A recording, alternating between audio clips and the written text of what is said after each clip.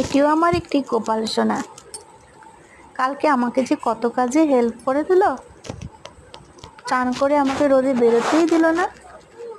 ফুলের ঝুড়ি নিয়ে চলে গেল, বলল মা আমাদের বাগানে, সামনে আন্টিদের বাগানে যে ফুলগুলো আছে আমি তুলে নিয়ে আসি। ওই দেখুন রোদে ঘুরে ঘুরে ফুল তুলে এনে আবার তুলসী গাছটায় জলও দিচ্ছে। তারপরে পুজোয় বসে গেলাম আমরা, আর সে খুলে খুলে দেখছে কি কি আনা হয়েছে তার গোপাল ভাইয়ের জন্য। এই যে একটা লাল চৌকি এনেছিলাম কাঠের, গোপাল ঠাকুরকে বসাবো বলে, আর একটা হলুদ কাপড়। হলুদ রঙটা আমার খুব পছন্দ হয়, আর তার সাথে পিঙ্ক দিয়ে কাজ করা আছে, মেয়ের খুব পছন্দ।